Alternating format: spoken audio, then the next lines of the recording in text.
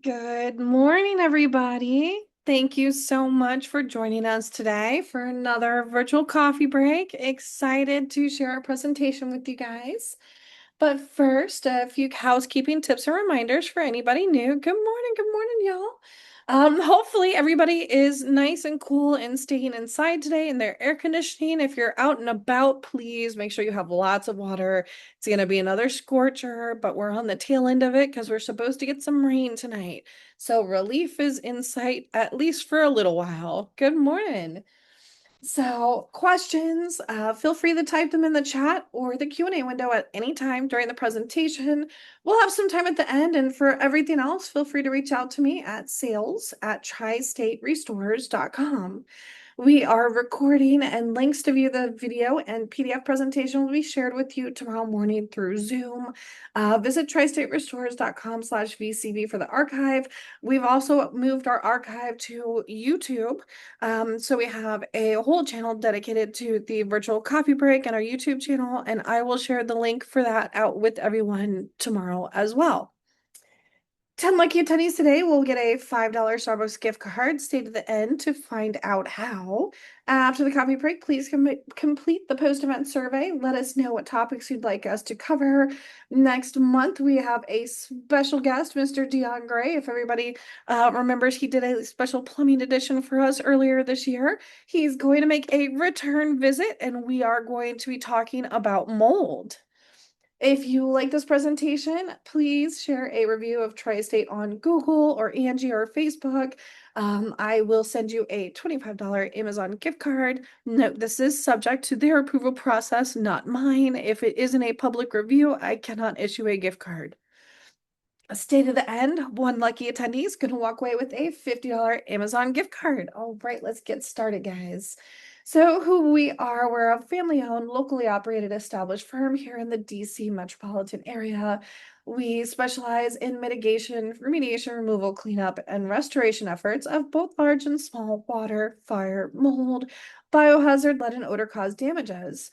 Our company's mission is turning disaster into peace of mind because we're committed to easing the burden of handling your property disaster through providing you with the best customer experience and services possible. So a little bit more about what we do again. We help out with water mitigation, mold remediation, fire and smoke restoration, biohazard and trauma disinfection, and sewage mitigation and cleanup efforts. We are ICRC certified, EPA lead safe certified, IQA smart mold firm, and we're 5-star rated on Google. All of our employees are infectious disease control certified and water restoration certified. We also have 2 EPA licensed asbestos inspectors on staff. And we also belong to all these wonderful organizations down here, and I will spotlight the Property Management Association. We're members of 2 chapters of the Community Associations Institute. Hey, Cindy, I see you. And we are also members of AOPA. June is National Safety Month, and we are spinning this on community safety because safety not only revolves around preventative maintenance and all of these things, but it also relies around us as community members. See something, say something. There are so many different ways to put it, but safety starts with us. National Safety Month is celebrated in June when people focus on how to keep their environment safe and free from danger. Started by the National Safety Council in 1996, National Safety Month aims to spread awareness of common safety hazards to prevent injuries and promote overall safety and well-being within your workplace, home, and community. Morning, morning, guys.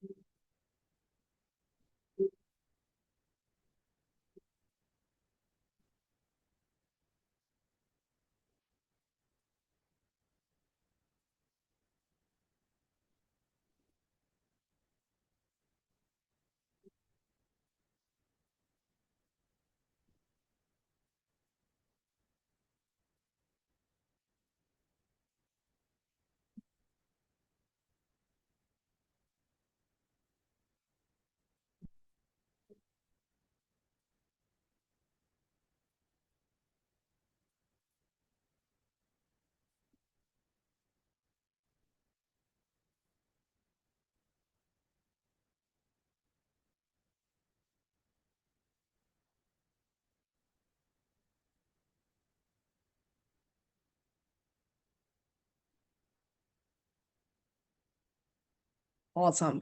So I threw in this little factoid here just because we happen to be in the middle of a heat wave here in the DC area.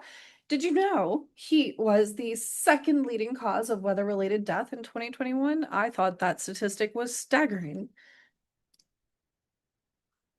We're going to get into a little bit of heat prevention here, and then we'll continue on. Important for employers to allow workers to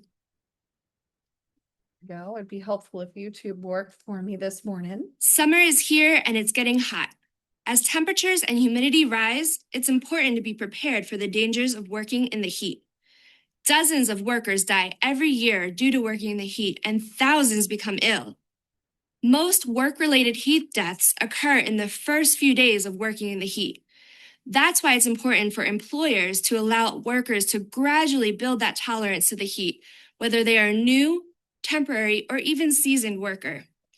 Heat illness can affect anyone, no matter how old you are or what shape you are in.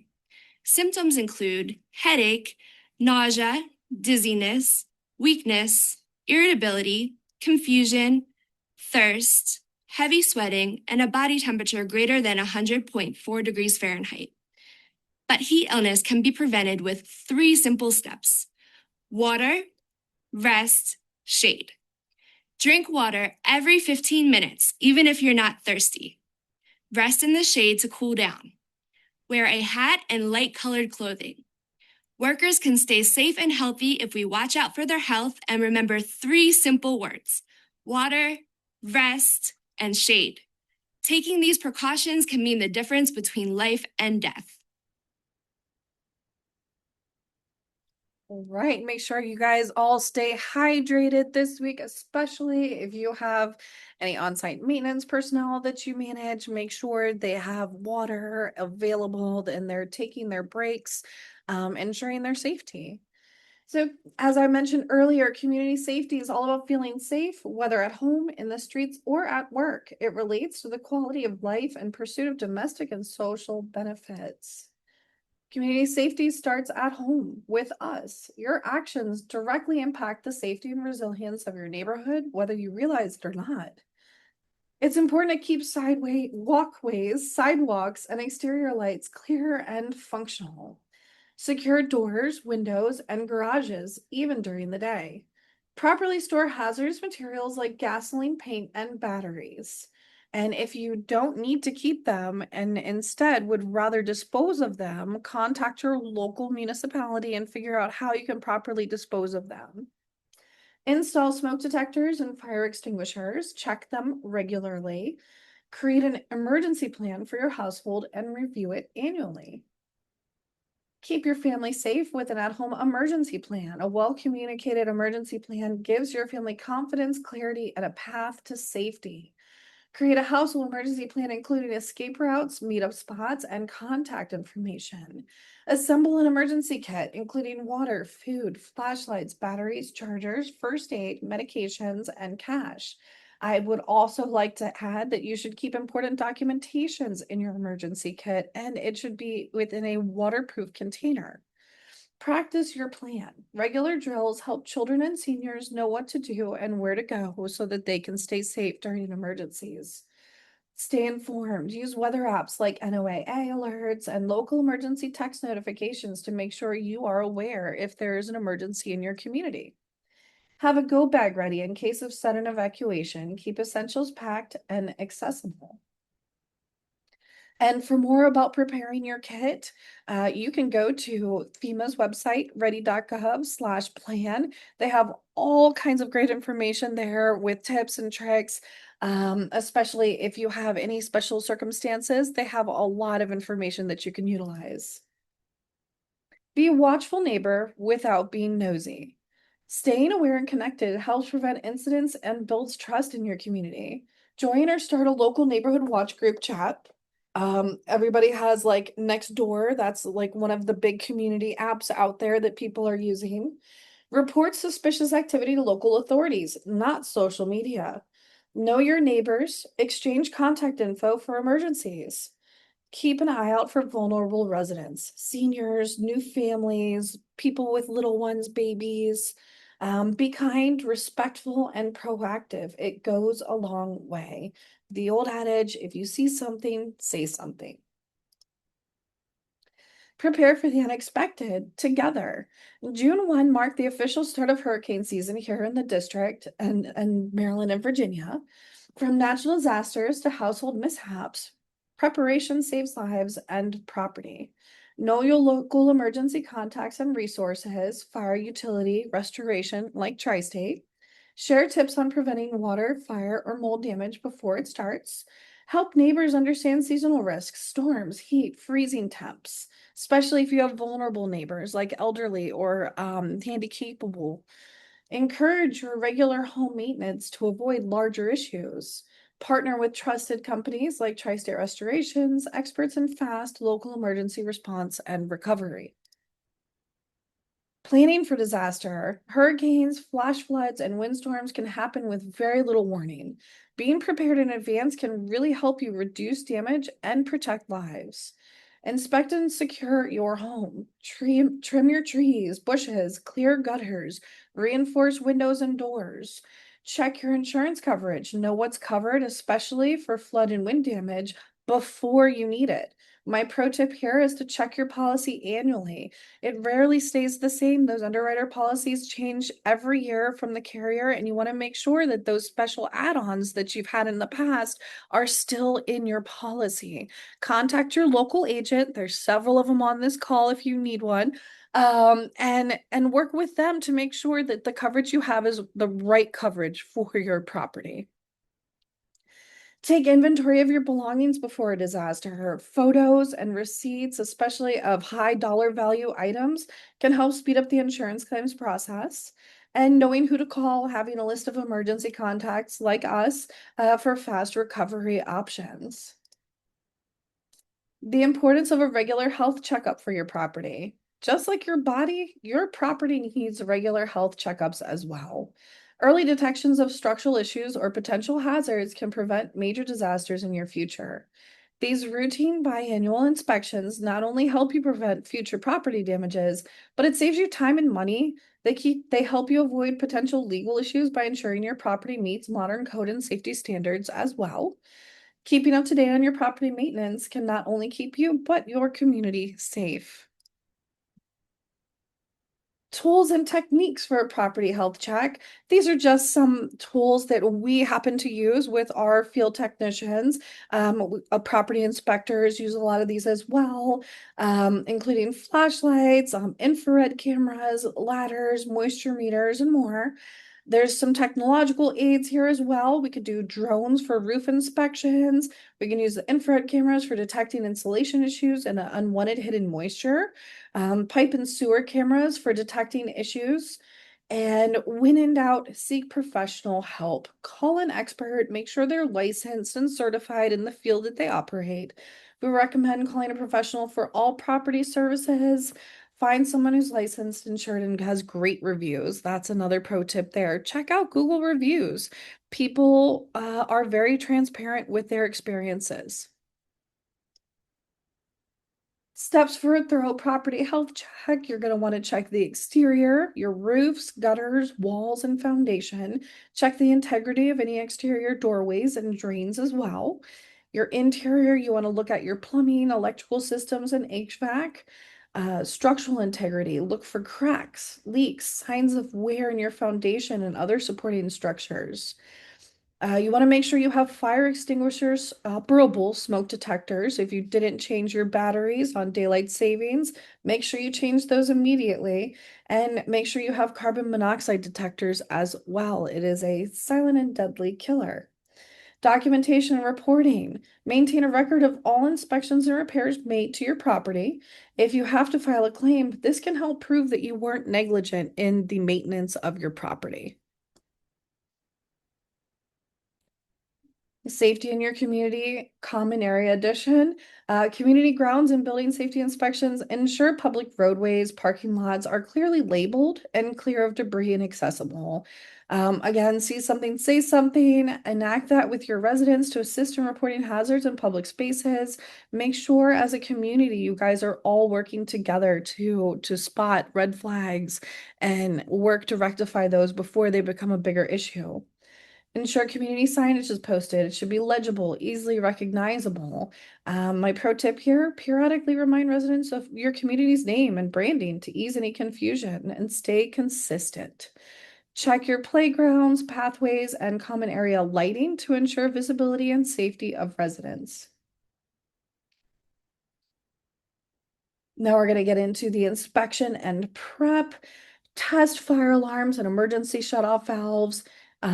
This includes community buildings like clubhouses and fitness centers that often get forgotten. Hang emergency contact information on applicable valves and appliances so that anyone assisting in an emergency knows who to call. Tri-State can assist with water shutoff valve inspections and tagging. Just give us a ring. We can help you out there. Check to be sure each building has clearly labeled fire escape routes and procedures. My pro tip here is to host a biannual household or community fire drill. Nothing works better than practice, and then practice makes perfect, right? Inspect your community pool. Perform an annual inspection and ensure safety signage is clearly visible for residents young and old, and the development of a neighborhood watch citizen patrol. You're going to want to inspect your boiler and hot water heaters biannually, especially those 10 years old and older. Our referring plumbers say hot water heaters no longer have the 30-year lifespan that they used to, and an aging water heater is unfortunately like a ticking time bomb. You're going to want to look for rusting around the bottom, loose pipes, and water spots for red flags. There's nothing like 50 gallons of water evacuating itself into your home. Let's try to prevent this from happening to you. Look for grading issues along property's perimeter. My pro tip here, next time it rains, which is going to be tonight around 8 o'clock-ish, step outside, inspect the flow of the rainwater. You want to make sure water is traveling away from your property and towards a centralized drain or rainwater collection area. If you see pooling or puddles around your home or structure, this is a red flag, and you're going to want to make sure you're having a professional landscaper come in to assist you with some grading. Inspect your HVAC units and change the air filters every 3 months. Look for signs of exterior moisture, leaks, rust, and mold. If you smell a musty odor around your HVAC unit, that's a red flag. Inspect refrigerator and dishwasher lines. Look for signs of degradation and pinhole leaks. And my pro tip here, set a calendar reminder for your appliance checkups. Keep all warranty and manufacturer information in a centralized and easy to access location in case of emergency. Inspect your sprinkler systems and fire alarms as well to ensure they're operable and ready to use. Pro tip, check your landscaping sprinkler systems too. Look for dripping water or dampness around water line connections. You may not think that if it's several yards away from the property line that water could migrate into the property and affect it, but it does. Water travels path of least resistance, and it's going to keep going until something tells it to stop. Make sure you guys are also inspecting vacant and unoccupied dwellings to prevent damages and unwanted guests. Ensure internal temperature stays between 65 and 75 degrees year round to prevent excess humidity, microbial growth, and frozen pipes. Verify the unit is secure, check for squatters, inspect for unwanted furry guests and other pests. Make sure that all other building residents are aware of the vacant unit. Again, see something, say something. For people that have elevators in their properties, make sure your state fire marshal is performing annual inspections of your elevator. They should periodically perform fire safety and property maintenance inspections to ensure the buildings are occupied, operated, and maintained in conformance with applicable requirements of the code. I've heard many a story from a lot of DC area community managers that the fire marshals are just really backed up and they don't come out unless you call them and ask them to. So if it's been a while and you're wondering when the next check-in's gonna be, go ahead and just reach out to them and schedule an inspection to make sure you're doing your due diligence to keep everyone safe. Elevator inspection should happen once a quarter, at a minimum twice annually to address any maintenance issues or repairs needed before it causes a long-term outage for your residents.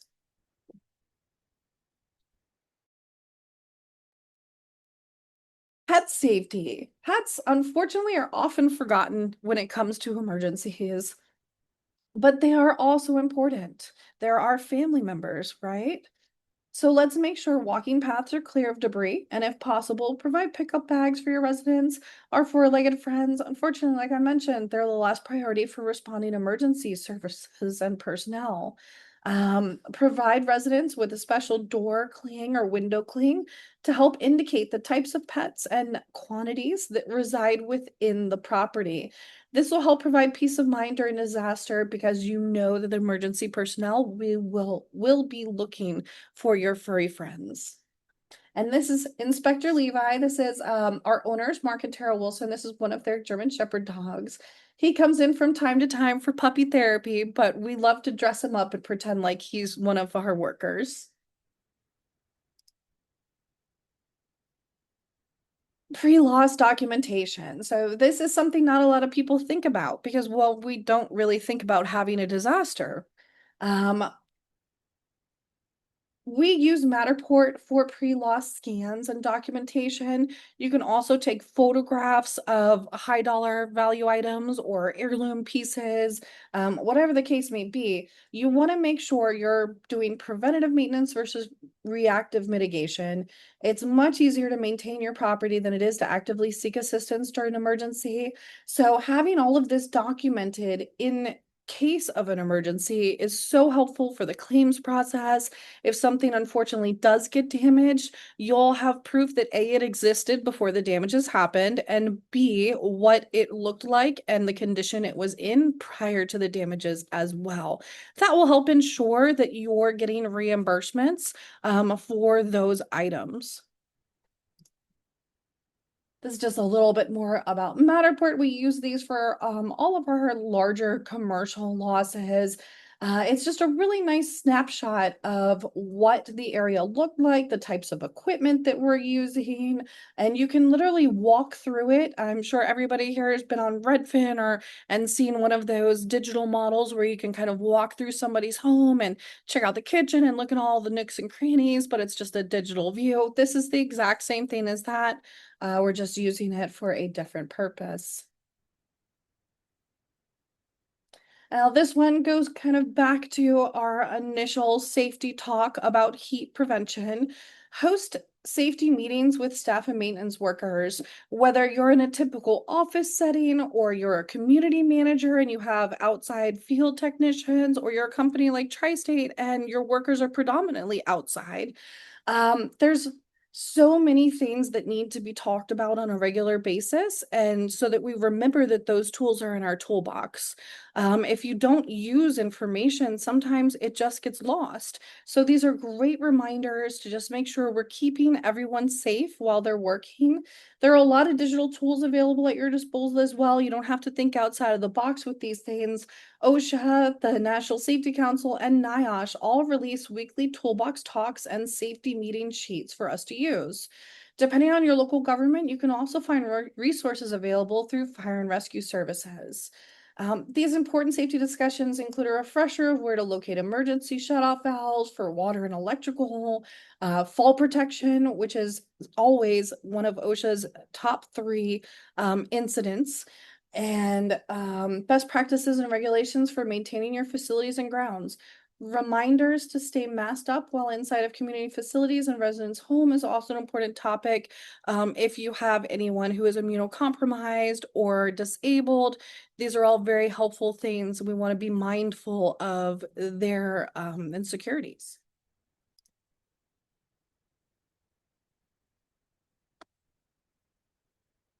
And this is just a little helpful tip. Again, the National Safety Council has all kinds of safety topics for you to download and share with your teams. They're very applicable to anyone, regardless of the type of work that they do day in and day out.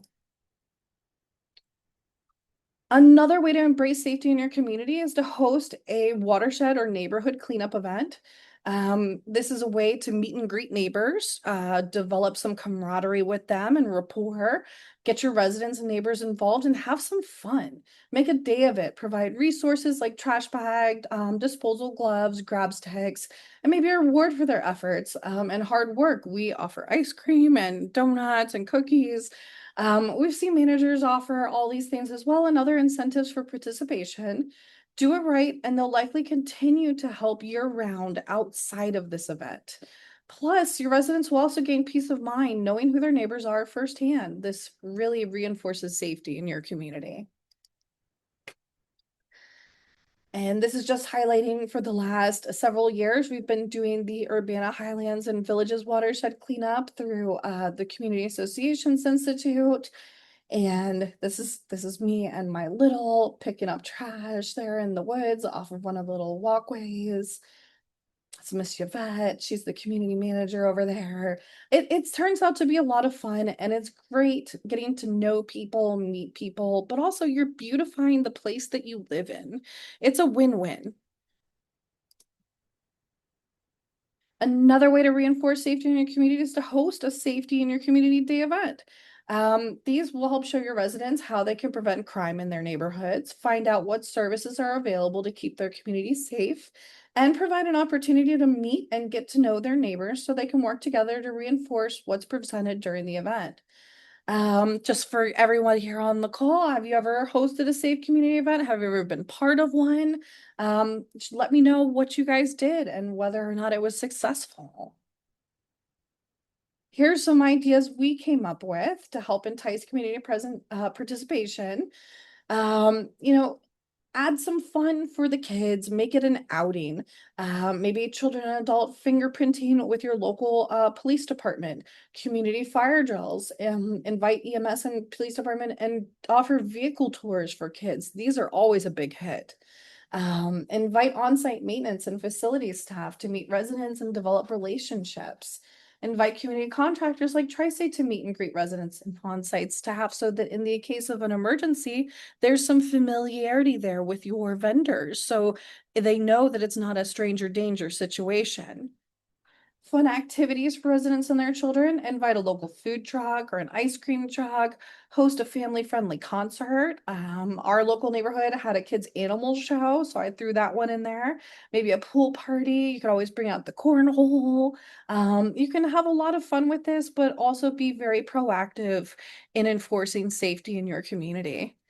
Oh, Scott, thanks. I've been part of one National Night Out. Yep, National Night Out's a big one. Police and fire safety rated, held an apartment complex, put up a table and spoke with people about safety. Great job, Scott. Thank you.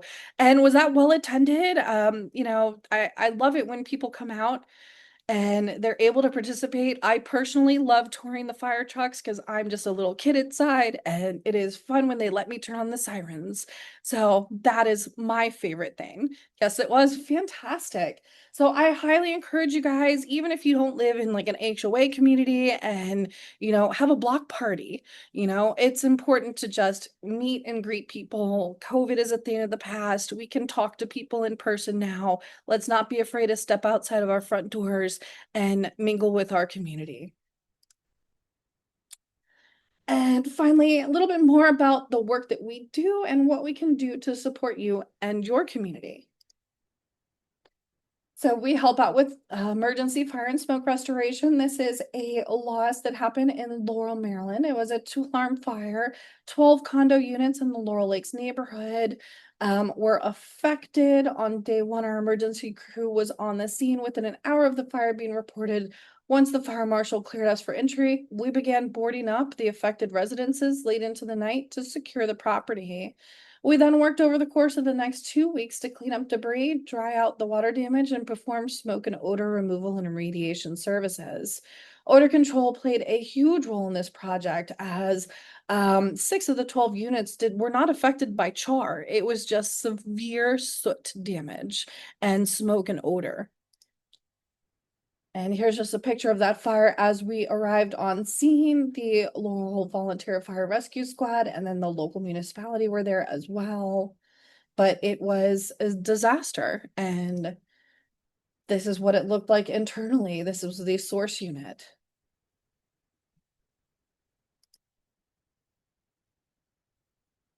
And here's what it looked like after our work was done.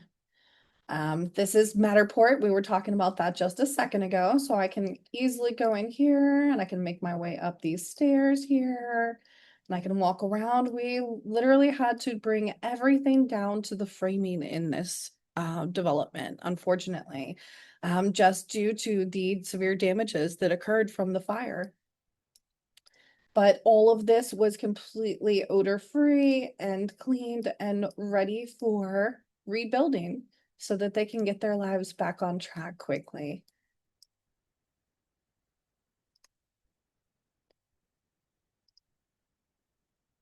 This is a remediation of a mold in a complex trash and disposal room. The unit directly above the trash compactor room had a leak from their toilet, causing major microbial growth on the ceiling in the trash compactor room. We were able to set up containment, dehumidification, and air scrubbers to help prevent cross-contamination to keep residents in the property safe. This is what it looked like before.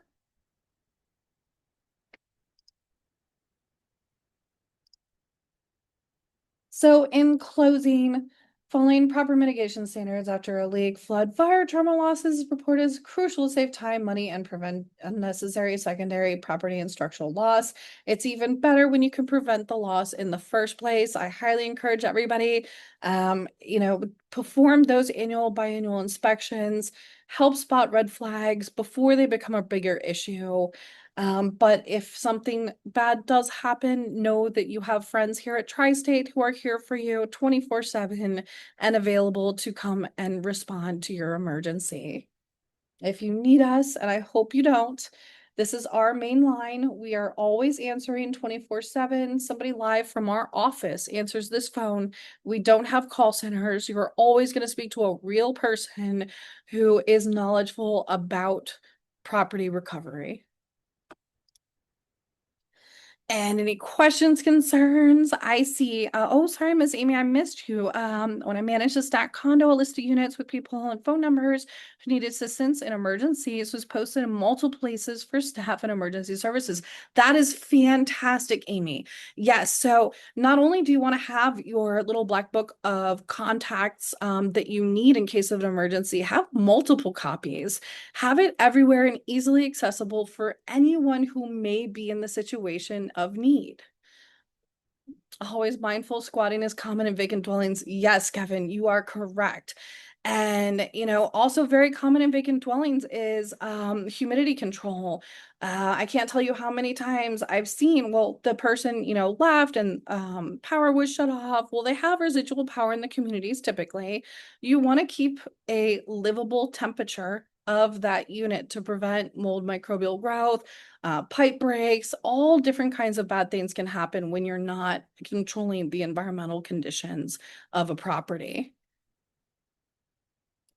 Awesome. Well, any other questions? I'm going to let you guys go ahead and chat them in the chat. But I'm going to keep moving on as we're approaching 11 o'clock here. I want to make sure we get a chance to give out some prizes.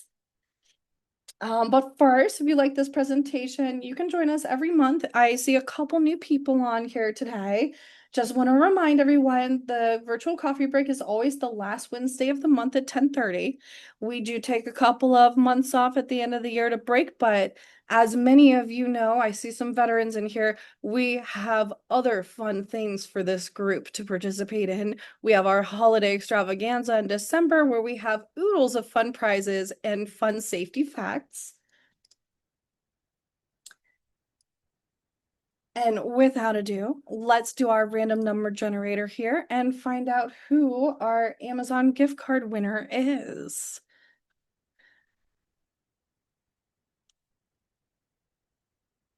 Oh, this is wonderful. 1, 2, 3, 4, 5, 6. So lucky number 6 Miss Cindy, you are lucky number 6 today. Congratulations. You just won a Amazon gift card. Hold on, let me make this official. I'm going to do some confetti action here. There we go, guys. We get the confetti action. Yeah, so congrats, Cindy. I will reach out to you after the call today and figure out how I'm going to get this gift card to you, but we will get that delivered to you. And my favorite part, chat us one thing you learned in today's presentation. To win the first time responses, get a digital gift card. Let me find out what everyone learned today. Yeah, Mallory. Well, you would definitely know this. Check your coverage and know what it's good for when it comes to wind or flood damage, especially. HOA block party with food trucks or community involvement. Love it. To prevent heat exhaustion, remember these 3: rest, water, shade. Great job, Sarah. Playground safety, especially for summertime. Check joints of structures, swing set chains. All that is fantastic, Amy. Thank you for adding that in there. Water fountains. That's a really good one that I did not include. Create an emergency household plan, including emergency kit, escape routes, meetup spots, contact info. Perfect. June is Safety Awareness Month. Consider creating a safety awareness event. Yep, Scott. Drink water every 15 minutes in the heat. Yes, Julie, that was the tidbit I got out of that as well. Everybody, thank you so much. I truly enjoy being able to do this for you guys once a month. I hope you learn something and you're able to take that back to your family and your community. And let's all work together to instill safety in our communities. Everybody drink lots of water today. Stay nice and cool and out of the heat if you can help it. We will see you next month, July 30th. Thank you so much, everyone. Have a great rest of your day.